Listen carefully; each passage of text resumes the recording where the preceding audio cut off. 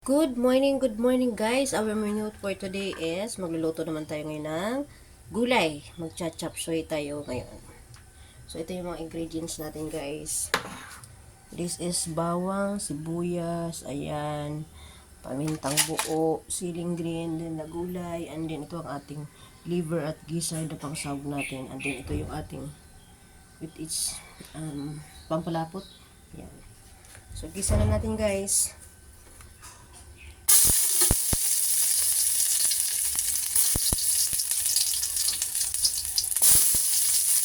Gisa na natin ang ating bawang at sibuyas. Yan ang aking secret sa pagluluto. Kailangan maraming bawang at sibuyas para mabango at masarap. Diba? Kung gusto nyo ng masarap at mabango ang niluluto nyo, lagi kayo maglagay ng maraming bawang at sibuyas. Then of course, ito. Gisa na natin ang ating sahog na liver at gisay. Yan.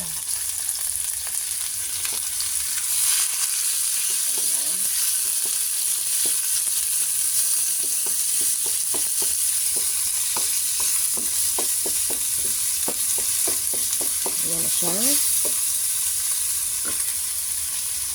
And then, of course, lalagyan natin siya ng paminta.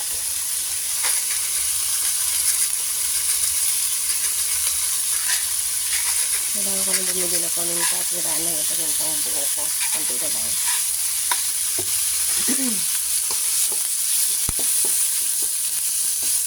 Ayan.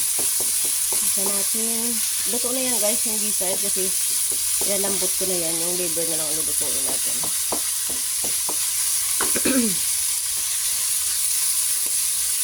Ayan. Diba? Yan na yung ating sahog.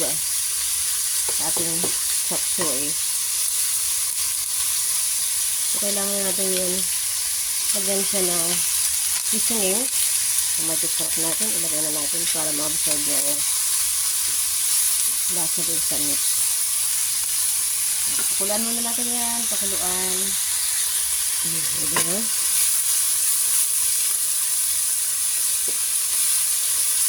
Igisa natin siya ng maigi. Igisa natin siya ng maigi.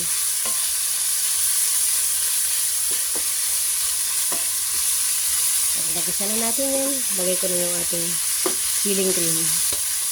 Lagay yung siling green. I love lagi. Pag nagluto ako, pag ganito, lagi may siling green.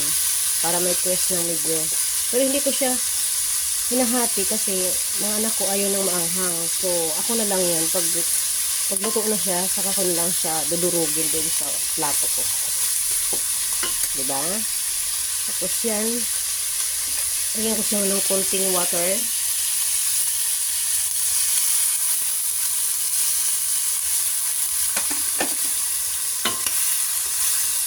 Para kumulay maigi. At maluto yung ating liver. Ayan. Ayan na.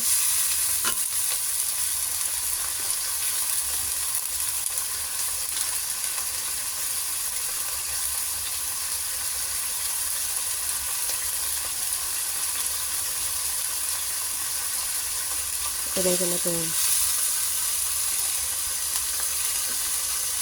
root cubes. Lagyan natin ang root cubes. Napakadali na magluto guys. Tapos ilagay na natin ang itong gulay.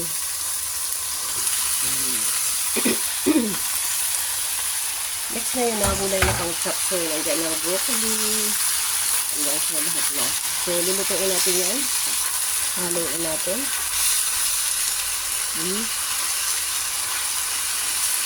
Takipan ko muna, guys. Takipan ko muna siya, ha. Kamaya, pag okay na, saka ko siya nalagyan ng konting tubig ulit. So, ito na guys, ang ating chop suey. Ayan. Yan na siya, di ba?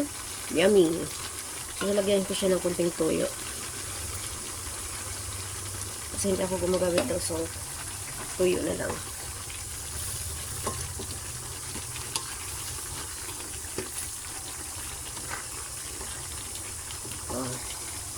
So, yummy guys. Ang ating menu for today. Ang ating chop suey.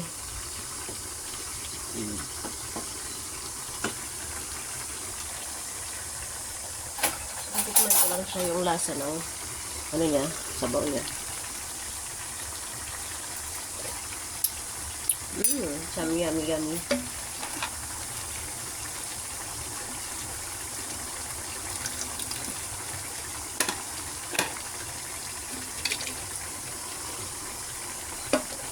Kaya ito na yung ating menu for today. Thank you so much for watching. Please like, subscribe, and hit the bell button para lagi kayong updated sa aking mga ina-upload na video. Ayan.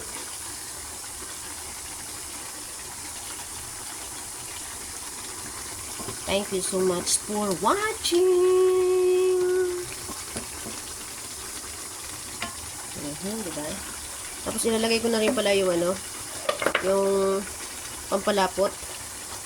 Ito yung flour na inano natin para maging malapot siya, di ba? Kasi usually ang chop suey ay malapot. So, kailangan yan ang ating pampalapot.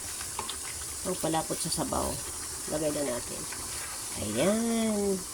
Tapos na guys ang ating menu for today. Ayan ang ating menu for today.